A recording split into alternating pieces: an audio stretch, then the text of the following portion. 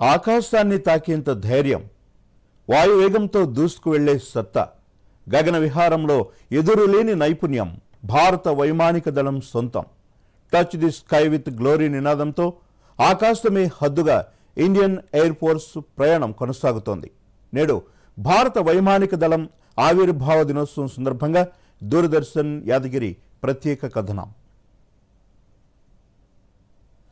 భారత వైమానిక దళం ఆవిర్భావమై నేటికి 92 సంవత్సరాలు. ఈ ఏడాది touch the sky with glory అనే నినాదంతో ఇండియన్ ఎయిర్ ఫోర్స్ సేవలు అందిస్తోంది.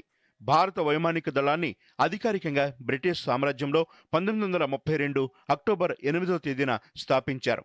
ఐఏఎఫ్ మొదటి విమానం 1933 ఏప్రిల్ 1న గాల్లోకి ఎగిరింది.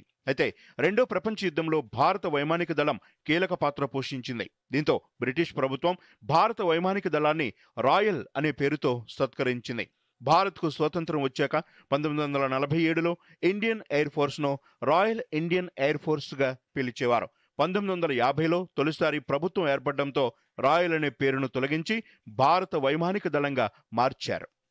భారత గగనతలంలోకి ఇతర దేశాల విమానాలు చొచ్చుకుని రాకుండా నిరంతరం ఐఏఎఫ్ నిఘా వేస్తోంది. అదే సందర్భంలో దేశంలో ప్రకృతి వైపరీత్యాలు సంభవించినప్పుడు బాధితులను రక్షించడానికి, వారికి సహాయం చేయడానికి వైమానిక దళం అందిస్తున్న సేవలు ప్రశంసనీయమని చెప్పాలి. భారత వైమానిక దళం వజీరిస్తాన్ యుద్ధం సమయంలో తొలిసారి సాహసోపేతమైన చర్యకు దిగింది. రెండో ప్రపంచ యుద్ధ సమయానికి బాగా విస్తరించింది. తొలి వైమానిక దళ దాడి అర్కన్ ప్రాంతంలోని జపనీస్ సైనిక స్థావరంపై జరిగింది.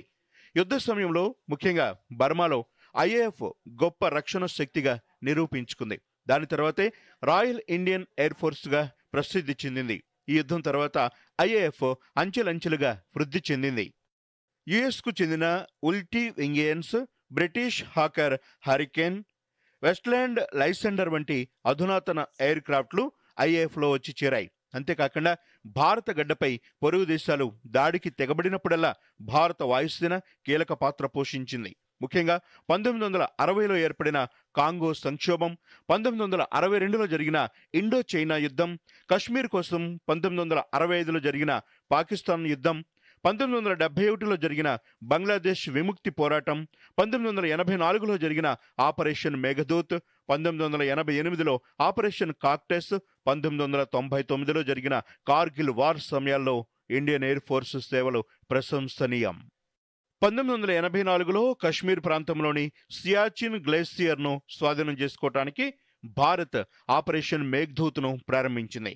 మేఘదూత్లో MI-8 చేతక్, చీతా హెలికాప్టర్లో వందలాది మంది భారతీయ సైనికులను సియాచిన్కు భారత వైమానిక దళం తరలించి విజయాన్ని సాధించింది. మరోవైపు కార్గిల్ యుద్ధంలోనూ భారత వైమానిక దళం కీలక పాత్ర పోషించింది. ఫైటర్ ఎయిర్ క్రాఫ్ట్, హెలికాప్టర్ గన్షిప్లు, MiG-27, MiG-21, MiG-29 వంటి యుద్ధ విమానాలతో పోరాటం సాగించింది.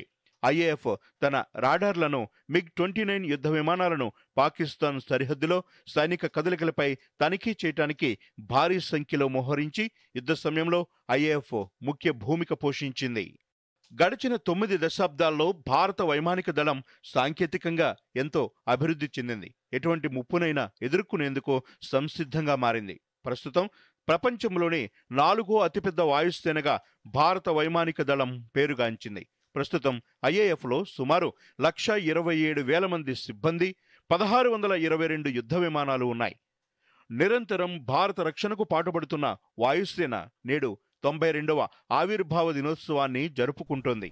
ఈ సందర్భంగా ఘనంగా వేడుకలు నిర్వహిస్తోంది. Bureau report, Doordarshan news.